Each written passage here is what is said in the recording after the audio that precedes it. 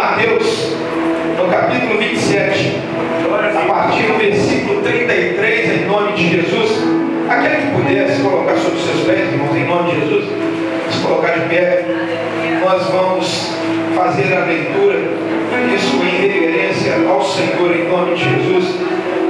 Mateus 27, versículo 33 em diante, em nome de Jesus. Esperar todos os irmãos acharem, também está aqui na tela, né? Quem não tiver na Bíblia, pode acompanhar a leitura ali na tela. Façamos a leitura em nome de Jesus. Mateus 27, 33 diz assim: chegando a um lugar chamado Gólgota, que significa lugar da caveira, deram-lhe a beber vinho com fel.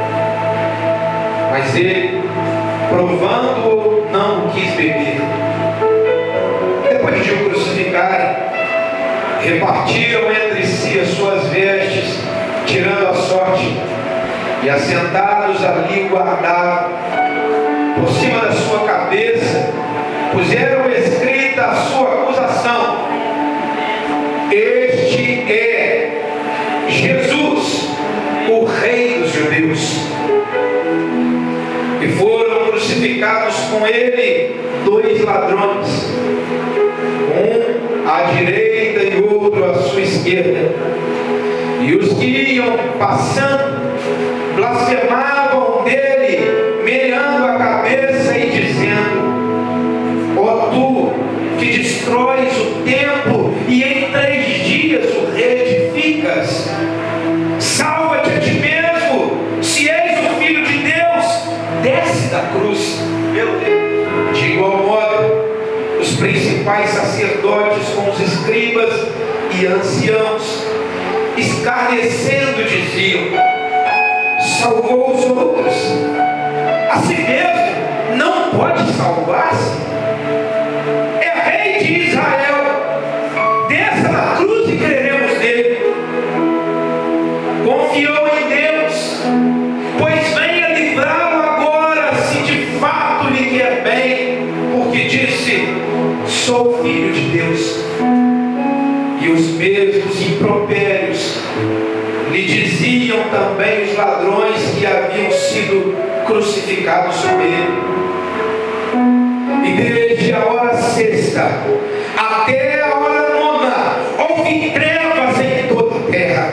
Por volta da hora nona, clamou Jesus em alta voz, dizendo: Eli, Eli, lama sabachthani. Que quer dizer: Deus meu, por que me desamparaste? E alguns dos que ali estavam, ouvindo isto, diziam: ele chama por Elias. E logo um deles correu a buscar uma esponja, e tendo-a embebido em vinagre e colocado na ponta de um caniço, deu-lhe a beber. Os outros, porém, diziam: deixa, vejamos se Elias vem salvá-lo. E Jesus, clamando outra vez com grande voz, entregou o Espírito. E eis que o véu do santuário se rasgou em 2 partes, de alto a baixo. Tremeu a terra, fenderam-se as rochas, abriram-se os sepulcros, e muitos corpos de santos que dormiam ressuscitaram. E saindo dos sepulcros depois da ressurreição,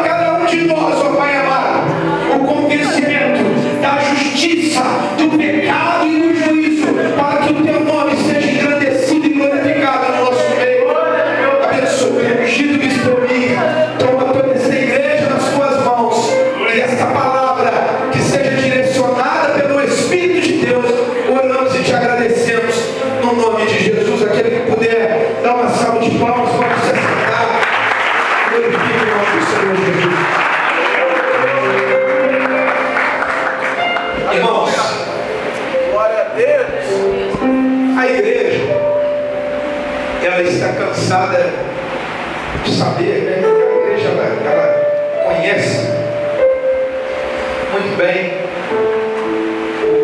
este texto, essa história que, por sinal, ela é linda.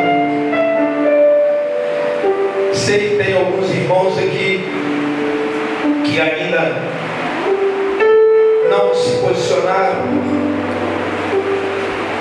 com o Senhor, e muitas às vezes não leram ainda a Bíblia e não, talvez ouviram histórias, filmes, novelas, mas ainda não tiveram uma experiência pessoal com o Senhor. E o que nós queremos aqui é explanar a mensagem para que todos entendam o Calvário, o que se deu e por que daquele fato, daquele acontecido. Em Gênesis capítulo 3 diz assim, versículo 1: mas a serpente, mais sagaz do que todos os animais selváticos que o Senhor Deus tinha feito, disse à mulher: é assim que Deus disse: não comereis de toda a árvore do jardim?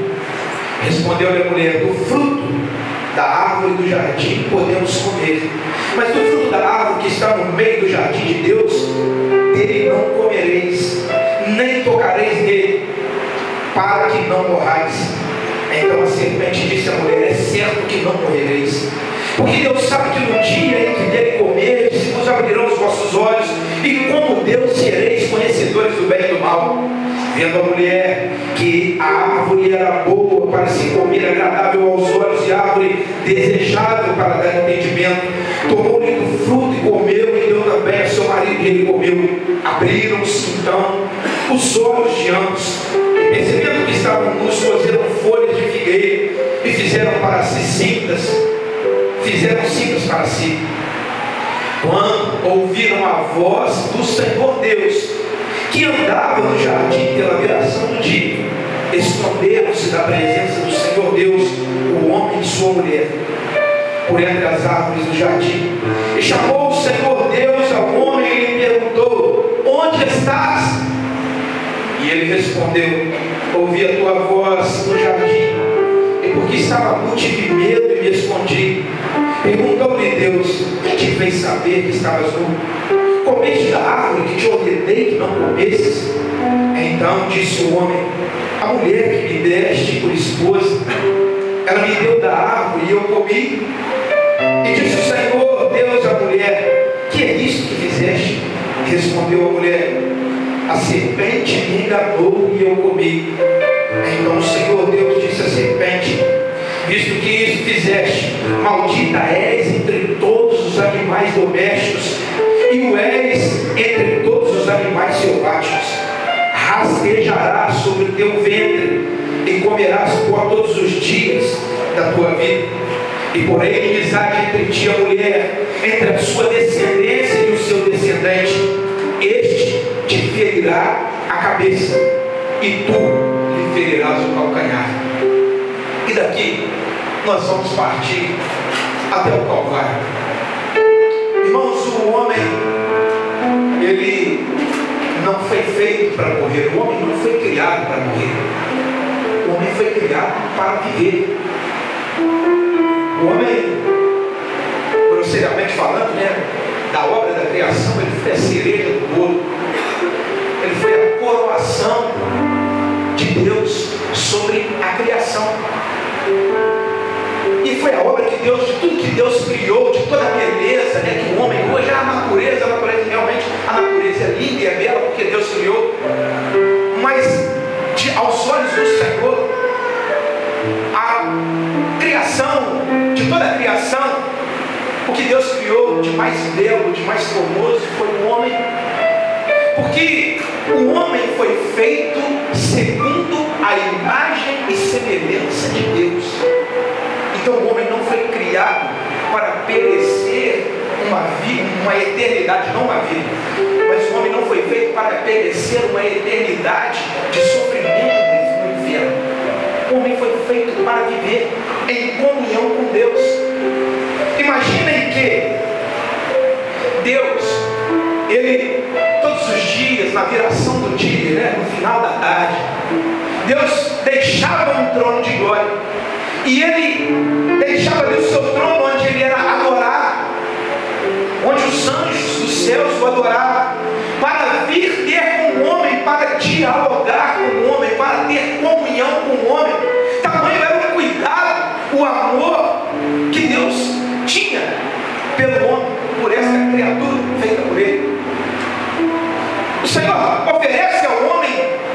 irmãos, isso não é conto de fadas. Isso não é história, irmãos, historinha de desenho animado, né? Com desenho aí na arte, no meio artístico. Não. Isso é um fato bíblico, onde nós cristãos cremos pela fé que foi o princípio de tudo. Então, este Deus excelso, glorioso, poderoso, criador, ele então deixa o seu trono para ter comunhão com o homem. E de tudo que ele ofereceu para o homem ali no jardim, ele disse: olha, deixe fruto, somente deixe fruto. E você não vai comer, porque se você comer dele, certamente você morrerá. E aí, como a história que nós lemos, ela fala, o homem cai em desobediência, e Deus vem ter com o homem. E o texto que nós lemos aqui, o Senhor fala: Adão, onde você está? Senhor, eu ouvi a sua voz soar no jardim, e temi e me escondi, porque eu estava nu. Quem te disse, Adão? Quem te disse que você estava nu? Você comeu do fruto que eu te ordenei que você não comesse. E aí, irmãos, vem um pecado, eu entendo muito, talvez muito maior do que o próprio ato de comer do fruto do pecado. Porque Adão diz: a mulher que o Senhor me deu, a mulher que o Senhor me deu, ela me deu e eu comi. Como quem dizendo: eu não pedi mulher para o Senhor, foi ela, o Senhor que me deu ela me corrompeu, ela me levou ao engano.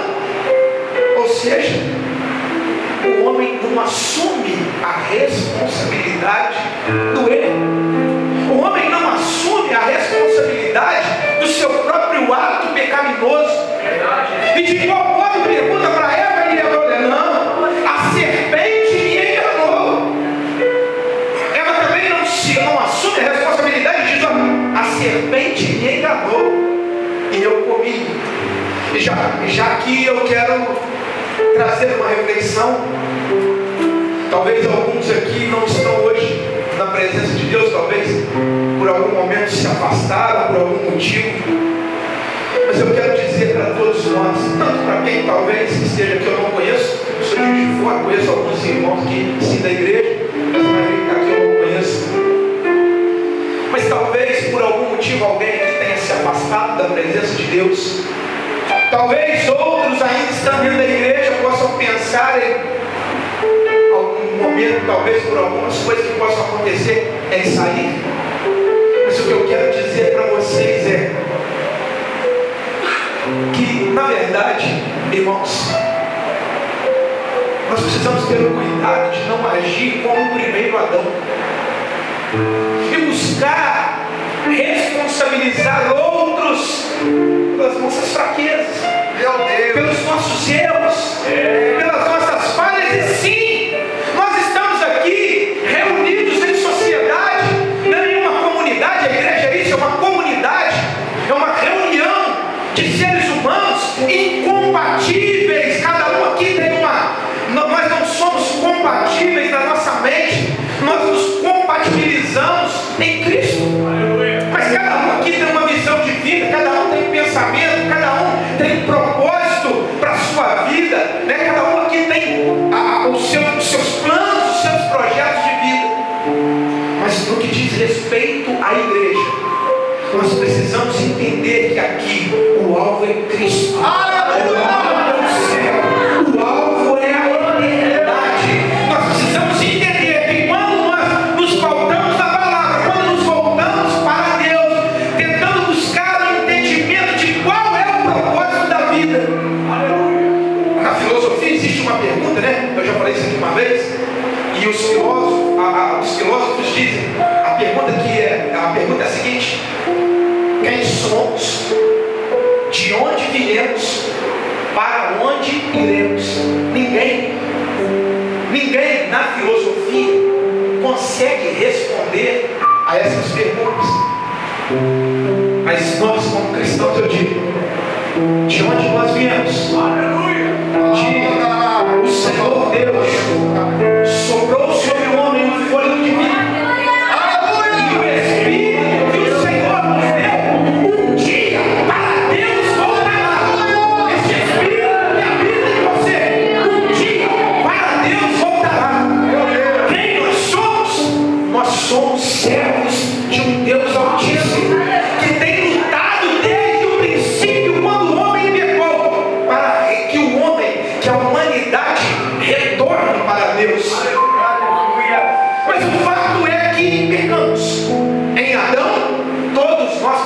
irmãos, diz a palavra de Deus, todos pecaram e destituídos, retirados, nós fomos da glória de Deus, de diante da face do Senhor, nós fomos retirados da glória de Deus. E aí, irmãos, começa uma batalha entre luz e trevas. O que é que Jesus é, irmãos? Nosso Redentor, o nosso Salvador, nosso resgatador. Então, se existe um resgate para Jesus fazer, é porque algo em nós um dia foi sequestrado. E o que foi sequestrado? Esta imagem e semelhança de Deus, a santidade, a pureza na qual nós fomos criados, e o primeiro Adão abriu mão. Isso foi sequestrado da humanidade.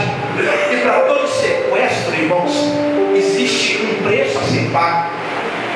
Existe um preço, há necessidade de alguém ser responsabilizado. O primeiro Adão não tinha condição alguma de pagar por aquilo que ele mesmo entregou.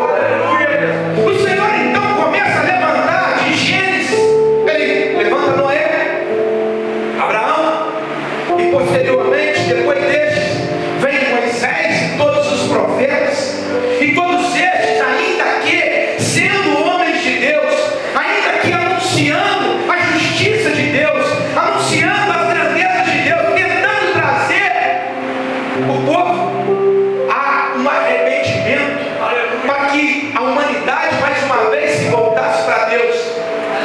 Nada, irmãos, do que o homem, mesmo sendo homem de Deus, fizesse, conseguia que a humanidade se voltasse de novo para Deus. Por isso, a necessidade daquilo que Deus profetizou, eu falo que é a primeira profecia bíblica, é aquilo que Deus falou para a serpente lá no Éden: do ventre da mulher vai sair, que você vai ferir o calcanhar dele, mas ele vai esmagar a sua cabeça. Irmãos, é tão interessante, porque quando nós olhamos para a maldade da humanidade no decorrer de todos os anos, dos milhares de anos que se passaram, eu particularmente, quando olho para mim, eu não vejo em mim condição alguma de, por exemplo, do Bruno entrar no céu. Eu me conheço, irmãos. Eu sei o homem miserável e pecador que eu sou. E ai de mim se não fosse a misericórdia do Senhor, ai de mim se não fosse Jesus, se não fosse Jesus Cristo na minha vida. Irmãos, o Senhor levantava estes homens. Quando o Senhor levantou Noé, por 120 anos, Noé nem construído a arca, ele era escarnecido, debochado. O nome do Senhor Deus era ali, irmãos, escandalizado, né? Era blasfemado, até que o juízo vem. E toda a humanidade, depois de Noé, eles souberam deste acontecimento, mas mesmo assim continuaram pecando. Os profetas que eram enviados pelo Senhor, eles eram apedrejados, mortos, cerrados ao meio, por conta de tentarem levar o homem mais uma vez a voltarem para a justiça de Deus, voltarem de novo para a presença de Deus, se arrependerem dos maus que faziam, dos pecados que cometiam, e não se arrependiam, até que vem Jesus. E com Jesus, irmãos, diz a palavra de Deus que mesmo ele sendo em forma de Deus, diz o apóstolo Paulo, não teve por usurpação ser igual a Deus, mas antes aniquilou-se a si mesmo, fazendo-se em forma de servo, sendo obediente até a morte e morte de cruz. Mas ele veio, um Deus soberano. Irmãos, em Gênesis 1:26, talvez quem ainda não teve a oportunidade de ler essa palavra, Gênesis 1:26, pode ajudar, por favor. Olha o que diz: também disse Deus, façamos o homem a nossa imagem, conforme a nossa semelhança. Para aí, por favor. Façamos o homem A ação do verbo fazer, irmãos, está no plural. Deus não disse, eu faço homem. Ele disse, façamos um homem, era o diabo. E nós cremos em um Deus trino, Pai, Filho e Espírito Santo. Põe para mim, agora João capítulo 1, por favor. Só para os irmãos entenderem quem é Jesus. E no princípio era o verbo. Jesus, ele é o verbo de Deus que se fez carne. Então agora eu não vou ler verbo, eu vou ler. E no princípio era Jesus. E Jesus estava com Deus. E Jesus era Deus. Aleluia! Ele estava no princípio com Deus. Todas as coisas foram feitas por intermédio dele.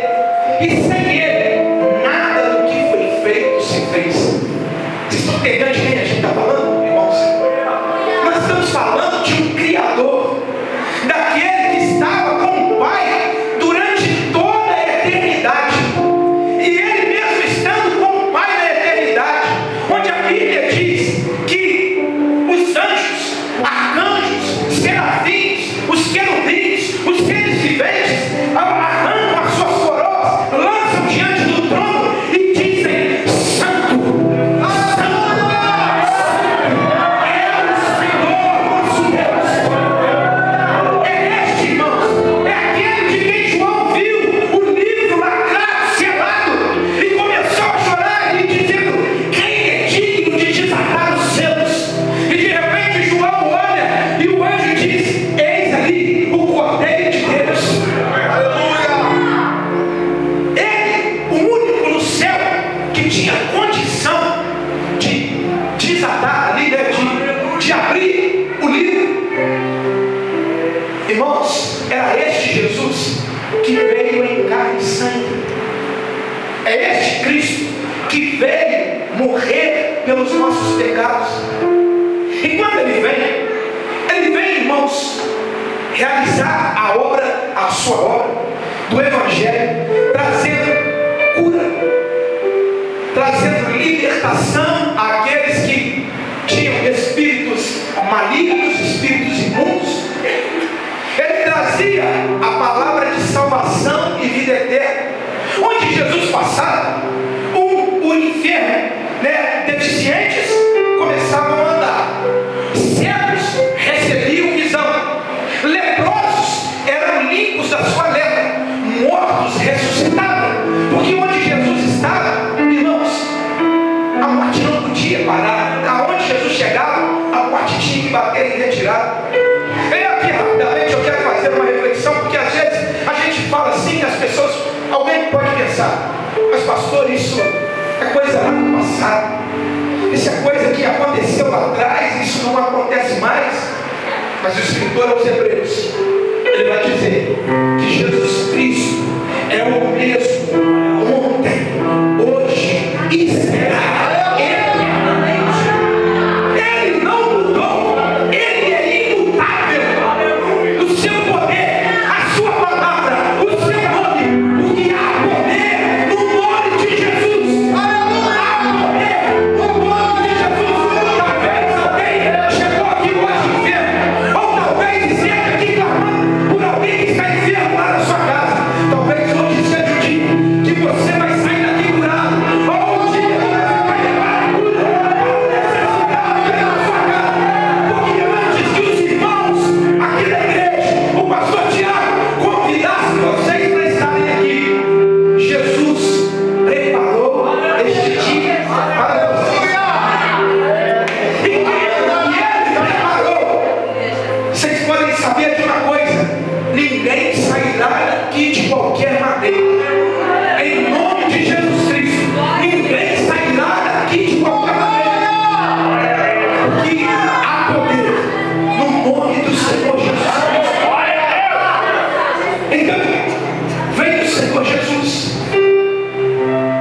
e tudo que ele fez trazia, tudo que ele fazia trazia benefícios para a sociedade da sua época.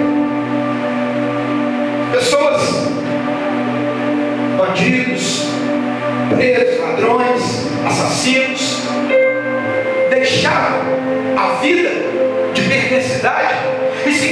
convertiam a Cristo porque queriam ser como aquele homem que todos olhavam e viam a perfeição dele. Aqueles que estavam sofrendo, sendo presos para outro por conta da enfermidade, tinham a sua saúde restaurada. Os que choravam os seus mortos, onde Jesus chegava, a tristeza ia embora e vinha a alegria, porque a vida tomava o lugar em que Jesus estava. Qual então o motivo? Qual seria o motivo para crucificarem Jesus? E aí muitas das vezes as pessoas olham e pensam: ah, coitadinho. E sim, Jesus, ele não era coitadinho, mas ele nunca mereceu estar naquela condição. Aquela condição era minha de pecador.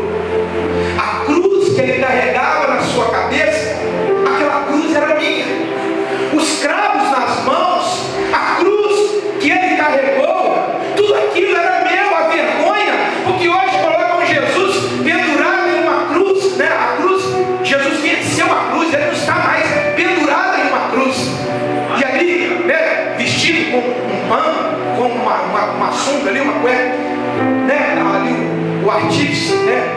Aquele que fez aquela imagem, coloca ali, não. Jesus estava nu.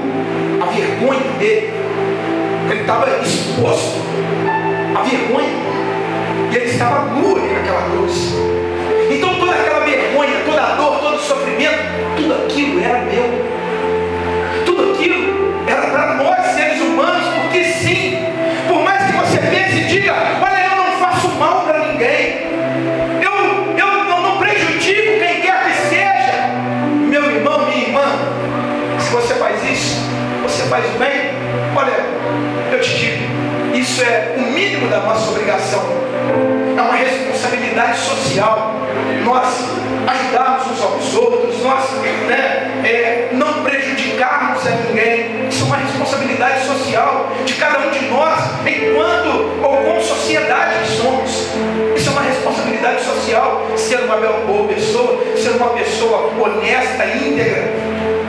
Agora, salvação, voltar à presença de Deus, você não tem condições sozinho. Eu também não tenho. O pastor Tiago não pode te levar a Deus.